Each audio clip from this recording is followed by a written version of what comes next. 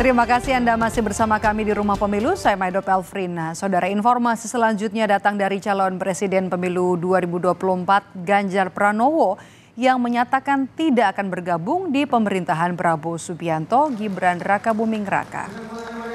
Namun begitu, mantan Gubernur Jawa Tengah sekaligus politikus PDI Perjuangan itu mengaku akan tetap menghormati pemerintahan Prabowo Gibran. Menurut Ganjar, pengawasan terhadap pemerintah nantinya harus dilakukan dengan cara yang benar.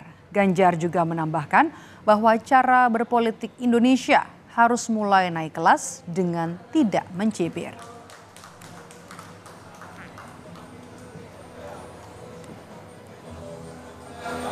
Pak, boleh ke depan, Pak. Laporan. Dan iklan pertama, saya tidak akan bergabung di pemerintahan ini. Tapi saya sangat menghormati pemerintahan ini dan kami akan melakukan kontrol dengan cara yang benar. Sehingga moralitas politik yang ada, cara berpolitik yang benar mesti naik kelas dan semua sama-sama terhormat. Tidak perlu saling mencibir. Cara mencibir kita yang paling benar adalah di jalur yang pas. Apa itu?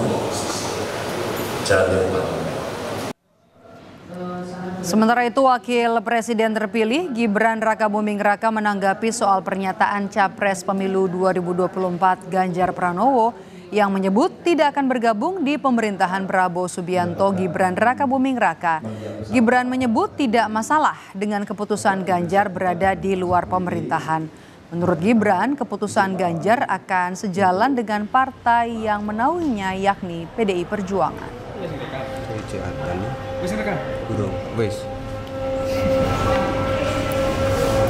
Selamat siang, Mas. Oh ya, deklarasi Pak Mahfud. Ya udah, nggak apa-apa ya, tetap ya mohon dikawal dari luar lah ya. Siapapun itu, masukan-masukan dari dalam, dari luar, dari oposisi tetap kita tampung ya, tidak masalah. Kalau Pak Ganjar yang deklarasi, kemungkinan PDI kan juga akan menjadi oposisi. Oh ya pasti, biasanya seperti itu. Tapi sekali lagi atas arahan dari Pak Presiden terpilih, semuanya akan coba dirangkul.